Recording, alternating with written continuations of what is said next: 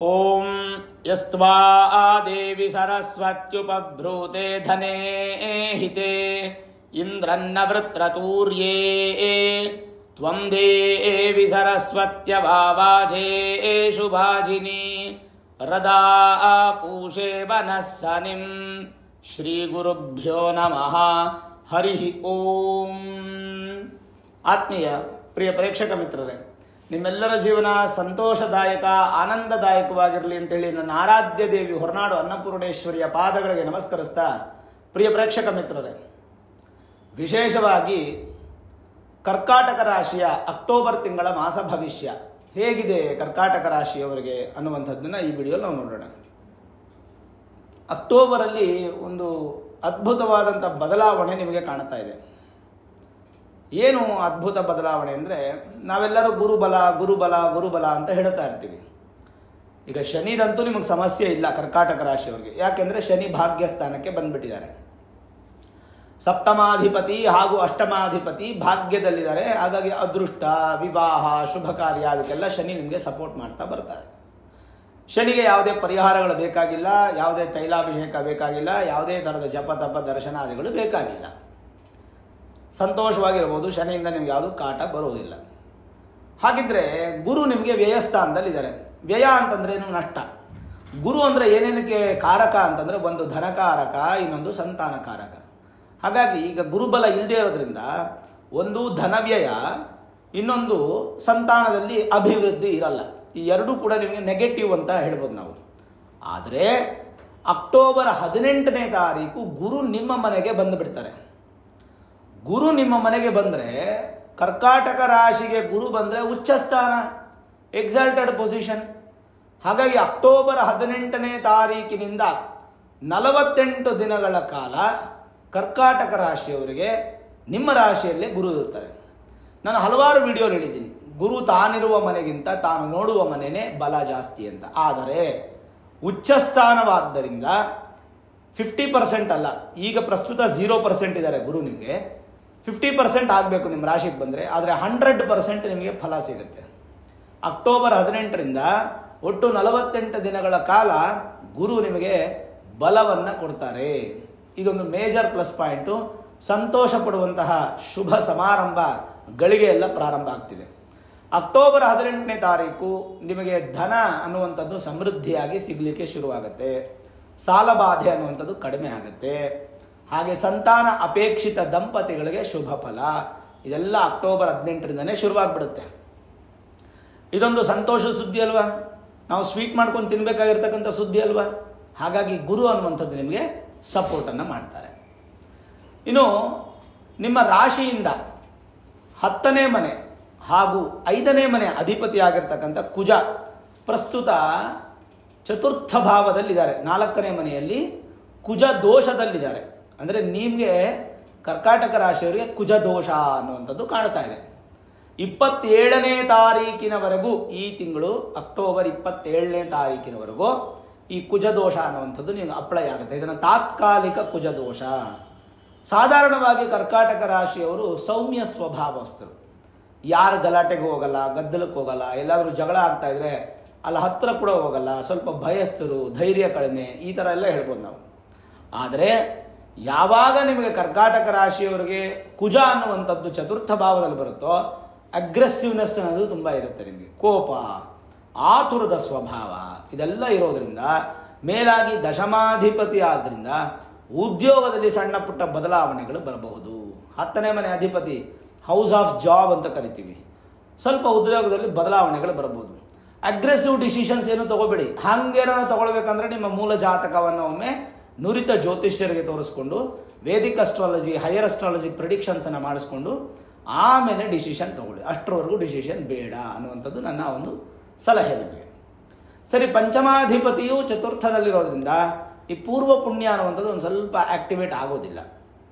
ಈ ಕೋರ್ಟು ಕಚೇರಿ ಸಮಸ್ಯೆಗಳು ಈ ತಿಂಗಳು 27ನೇ ತಾರೀಕುವರೆಗೂ ನಿಮಗೆ ತಟಸ್ಥವಾಗಿ ನಿಂತು ಬಿಡುತ್ತೆ. ಅಥವಾ ನಿಮ್ಗೆ ಏನಾದರೂ ಭೂಮಿ ಸಂಬಂಧಪಟ್ಟಂಥ ವ್ಯಾಜ್ಯಗಳು ಇತ್ಯಾದಿ ಇದ್ದರೆ ತಟಸ್ಥವಾಗಿ ನಿಂತು ಬಿಡುತ್ತೆ. ರೈತರಿಗೂ ಅಷ್ಟೇ 27ನೇ ತಾರೀಕುವರೆಗೂ ಸಾಧಾರಣವಾಗಿರುತ್ತೆ. 27ನೇ ತಾರೀಕು ನಂತರ ತಗೊಳ್ಳಿ, ರೈತರಿಗೆಲ್ಲ ಹಬ್ಬ. ರಿಯಲ್ ಎಸ್ಟೇಟ್ ಮಾಡೋರಿಗೆಲ್ಲ ಸೂಪರಾಗಿರುತ್ತೆ. ಯಾವುದೇ ಥರದ ಭೂಮಿ ಸಂಬಂಧಪಟ್ಟಂಥ ವ್ಯವಹಾರ, ವ್ಯಾಪಾರ ಅಥವಾ ವ್ಯವಸಾಯ ಯಾವುದೇ ಇರಬಹುದು, ಪ್ರತಿಯೊಂದರಲ್ಲೂ ಕೂಡ ನಿಮಗೆ ಸಕ್ಸಸ್ ಅನ್ನುವಂಥದ್ದು ಕಾಣಲಿಕ್ಕೆ ಶುರುವಾಗುತ್ತೆ. ಈವನ್ ಅಕ್ಟೋಬರ್ 27 ಆದಮೇಲೆ ಬಂಗಾರ, ಬೆಳ್ಳಿ, ತಾಮ್ರ, ಹಿತ್ತಾಳೆ, ಕಂಚು ಹೀಗೆ ಭೂಮಿಯೊಳಗೆ ಸಿಗುವಂತಹ ವಸ್ತುಗಳು, ಜೊತೆಗೆ ಭೂಮಿಗೆ ಸಂಬಂಧಪಟ್ಟಂಥ ಗ್ರಾನೈಟ್ ಆಗ್ಬೋದು ಅಥವಾ ಈ ಥರದ ಕಲ್ಲಾಗ್ಬೋದು, ಇಟ್ಟಿಗೆ ತಯಾರು ಮಾಡೋದಾಗ್ಬೋದು, ಹಂಚು ತಯಾರು ಮಾಡೋದಾಗ್ಬೋದು, ಸಿಮೆಂಟು, ಈ ರೀತಿಯಾದಂಥ ಬಿಲ್ಡಿಂಗ್ ಮಟೀರಿಯಲ್ಸ್ ಕೂಡ ಮಾಡುವಂಥವ್ರಿಗೆಲ್ಲ ಅಕ್ಟೋಬರ್ 27 ನಂತರ ಅದ್ಭುತವಾದಂತಹ ಫಲ, ಜಾಕ್ಪಾಟ್ ಅನ್ನುವಂಥದ್ದು ನಾವು ಕಾಣಬಹುದು. ಅಲ್ಲಿವರೆಗೂ ಬ್ಯಾಲೆನ್ಸ್ಡ್ ಆಗಿರುತ್ತೆ, ನೆಗೆಟಿವ್ ಇಲ್ಲ, ಲಾಸ್ ಇಲ್ಲ, ಬ್ಯಾಲೆನ್ಸ್ಡ್ ಆಗಿರುತ್ತೆ. ಸರಿ, ಕುಜನಿಗೆ ಏನಾದರೂ ಪರಿಹಾರ ಮಾಡಬೇಕಂದ್ರೆ ಅವಶ್ಯಕತೆ ಇಲ್ಲ, ಅಗ್ರೆಸಿವ್ ಆಗಬೇಡಿ ಅಷ್ಟೇ, ಆತುರದ ನಿರ್ಧಾರಗಳನ್ನು ತೆಗೆದುಕೊಳ್ಬೇಡಿ, ಅಷ್ಟು ಬಿಟ್ಟರೆ ಇನ್ನೇನೂ ಅವಶ್ಯಕತೆ ಇಲ್ಲ. ಇನ್ನು ನಿಮ್ಮ ರಾಶಿಯಿಂದ 2ನೇ ಮನೆ ಅಧಿಪತಿಯಾಗಿರ್ತಕ್ಕಂಥ ಸೂರ್ಯ ಪ್ರಸ್ತುತ ಅಂತೂ ಅದ್ಭುತವಾಗಿದ್ದಾರೆ, 3ನೇ ಮನೆಯಲ್ಲಿ ಇದ್ದಾರೆ. ಸುರಕ್ಷಿತವಾಗಿ ಧೈರ್ಯ, ಸ್ಥೈರ್ಯ, ಶೌರ್ಯ ಸ್ಥಾನದಲ್ಲಿ ಆರೋಗ್ಯವನ್ನು ಕೊಡ್ತಾ ಸಂತೋಷವಾಗಿ ನಿಮ್ಮನ್ನು ಇಟ್ಕೊಂಡಿದ್ದಾರೆ. ಅದೇ 17ನೇ ತಾರೀಕು ಸೂರ್ಯ ಚತುರ್ಥ ಭಾವಕ್ಕೆ ಬಂದು ನೀಚ ಸ್ಥಾನಕ್ಕೆ ಬರ್ತಾರೆ, ಡೆಬಿಲೇಟೆಡ್ ಪೊಸಿಷನ್. ಯಾವಾಗ ಸೂರ್ಯ ನೀಚ ಸ್ಥಾನಕ್ಕೆ ಬರ್ತಾರೋ ಕರ್ಕಾಟಕ ರಾಶಿಯವರಿಗೆ ಸ್ವಲ್ಪ ಆರೋಗ್ಯದಲ್ಲಿ ವ್ಯತ್ಯಾಸಗಳಾಗುವಂಥ ಸಾಧ್ಯತೆ, ಎಸ್ಪೆಷಲಿ ಸ್ಕಿನ್ ರಿಲೇಟೆಡ್ ಇಶ್ಯೂಸು, ಕಣ್ಣಿನ ಸಮಸ್ಯೆ. ಈ ತಿಂಗಳ 17ನೇ ತಾರೀಕು ಆದಮೇಲೆ, ಅಕ್ಟೋಬರ್ 17ನೇ ತಾರೀಕು ಆದಮೇಲೆ ಕಣ್ಣು ಚೆಕಪ್ ಮಾಡಿಸ್ಕೊಳ್ಳಿ. ಎಲ್ಲ ಕರ್ಕಾಟಕ ರಾಶಿಯವರು ಕಣ್ಣು ಐ ಟೆಸ್ಟ್ ಮಾಡಿಸ್ಕೊಳ್ಳಿ. ಐ ಟೆಸ್ಟ್ ಮಾಡಿಸ್ಕೊಂಡು ಏನಾದರೂ ಸಮಸ್ಯೆಗಳಿದೆಯಾ ಅಂತ ತಿಳ್ಕೊಳ್ಳಿ. ಹಾಗೆ ಸ್ಕಿನ್ನನ್ನು ಸ್ವಲ್ಪ ಹುಷಾರಾಗಿ ನೋಡ್ಕೊಳ್ಳಿ. ಡ್ರೈ ಸ್ಕಿನ್ ಆಗೋದು, ಇನ್ಫೆಕ್ಷನ್ ಆಗೋದು, ಅಥವಾ ನಿಮಗೆ ಪಿಂಪಲ್ಸ್ ಜಾಸ್ತಿ ಆಗೋದು, ಚರ್ಮ ಸಂಬಂಧಪಟ್ಟಂಥ ವ್ಯಾಧಿಗಳು ಬರೋದು, ಇದೆಲ್ಲ ಬರಬಹುದು. ಹಾಗಾಗಿ ಸಾಧ್ಯವಾದಷ್ಟು ಸೂರ್ಯನನ್ನು ಆರಾಧನೆ ಮಾಡುವಂಥದ್ದು, ಸೂರ್ಯನಿಗೆ ನಮಸ್ಕಾರ ಮಾಡುವಂಥದ್ದು, ಸೂರ್ಯನ ಬಿಸಿಲನ್ನು ನೀವು ತಗೊಳ್ಳುವಂಥದ್ದು, ವಿಟಮಿನ್ ಡಿ ಪ್ರಾಸೆಸ್ ಅದನ್ನು ತಗೊಳ್ಳೋದ್ರಿಂದ ನಿಮಗೆ ತುಂಬ ಒಳ್ಳೆ ಅದ್ಭುತವಾದಂಥ ಅನುಕೂಲ ಪ್ರಾಪ್ತಿಯಾಗುತ್ತೆ.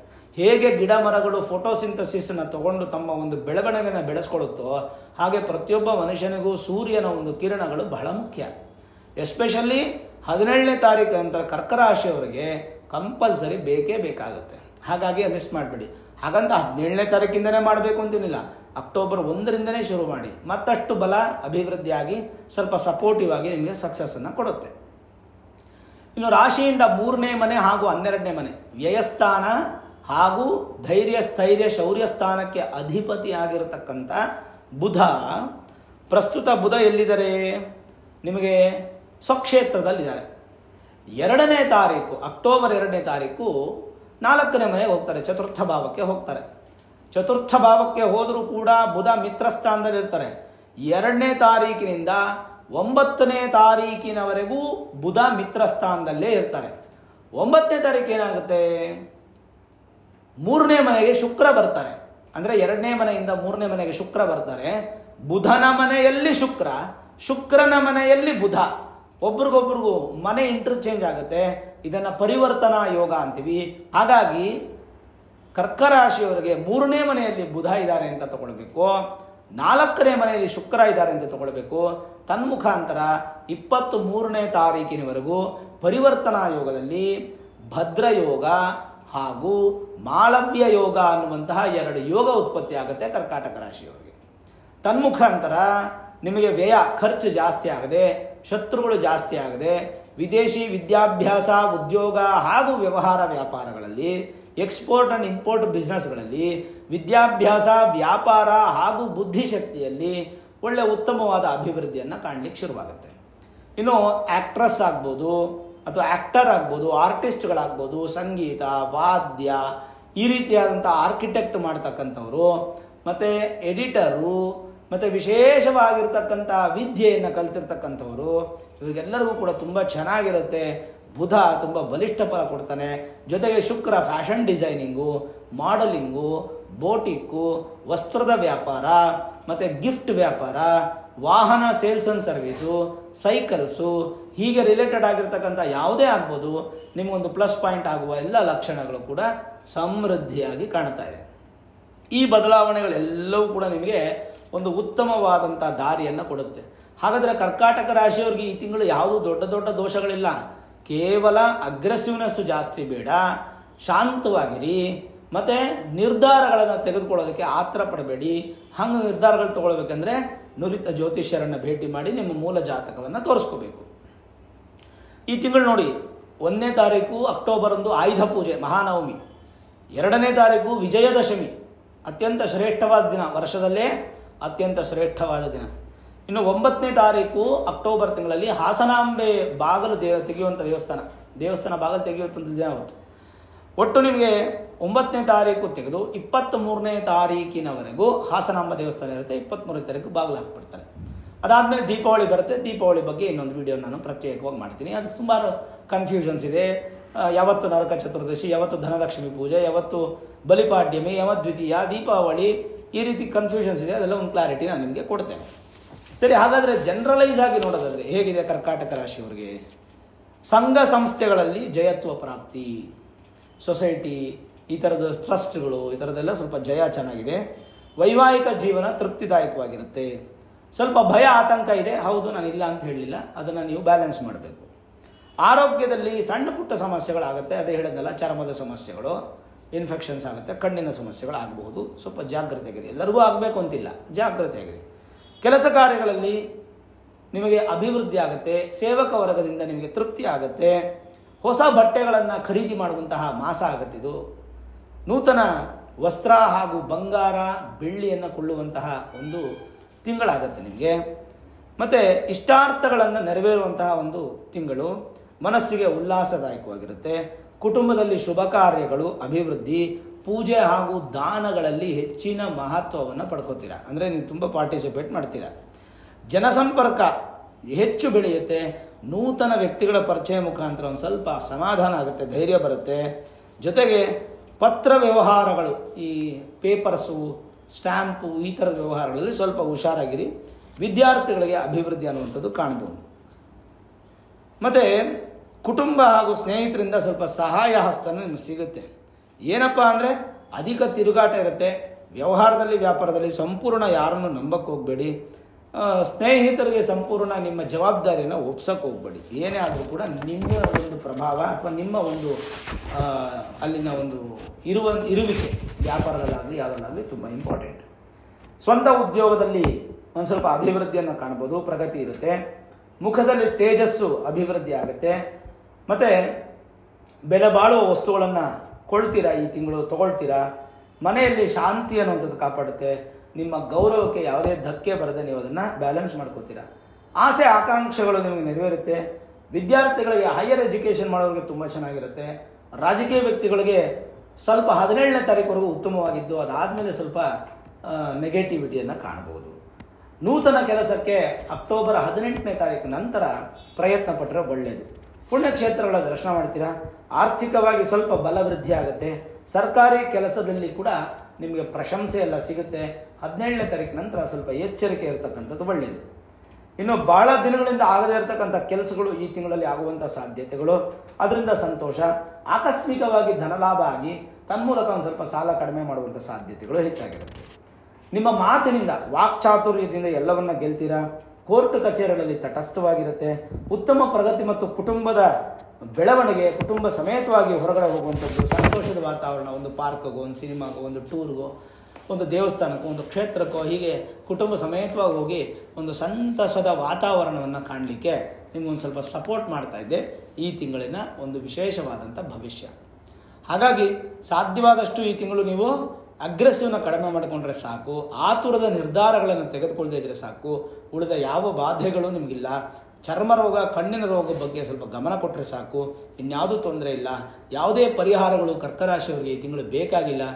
ಸಂತೋಷವಾಗಿರಿ, ಜಯಪ್ರಾಪ್ತಿಯಾಗುತ್ತೆ. ನಿಮ್ಮ ಬುದ್ಧಿಶಕ್ತಿಯನ್ನು ಉಪಯೋಗಿಸ್ಕೊಂಡು ಬ್ಯಾಲೆನ್ಸ್ ಮಾಡಿ, ಖಂಡಿತ ಒಳ್ಳೆಯದಾಗುತ್ತೆ. ನೋಡಿದ್ರಲ್ಲ ವೀಕ್ಷಕರೇ, ಕರ್ಕಾಟಕ ರಾಶಿಯವರ ಅಕ್ಟೋಬರ್ ತಿಂಗಳ ಮಾಸ ಭವಿಷ್ಯ. ಈ ವಿಡಿಯೋ ಇಷ್ಟ ಆಗಿದ್ರೆ ಲೈಕ್ ಮಾಡಿ, ಶೇರ್ ಮಾಡಿ, ಮುಖ್ಯವಾಗಿ ನಮ್ಮ ಚಾನಲ್ಗೆ ಸಬ್ಸ್ಕ್ರೈಬ್ ಮಾಡಿ, ಬೆಲ್ ಐಕಾನನ್ನು ಪ್ರೆಸ್ ಮಾಡಿ. ಪ್ರತಿನಿತ್ಯ ನಾನು ಪೂಜೆ ಮಾಡುವಂತಹ ನನ್ನ ಆರಾಧ್ಯ ದೇವಿ ಹೊರನಾಡು ಅನ್ನಪೂರ್ಣೇಶ್ವರಿಯ ಆಶೀರ್ವಾದ, ಅನುಗ್ರಹ ಸದಾಕಾಲ ಮತ್ತೊಮ್ಮೆ ನಿಮ್ಗೆ ಸಿಗಲಿ ಅಂತ ಪ್ರಾರ್ಥನೆ ಮಾಡ್ತಾ, ಸರ್ವೇ ಜನಾಃ ಸುಖಿನೋ ಭವಂತು, ಸಮಸ್ತ ಸನ್ಮಂಗಳಾನಿ ಭವಂತು.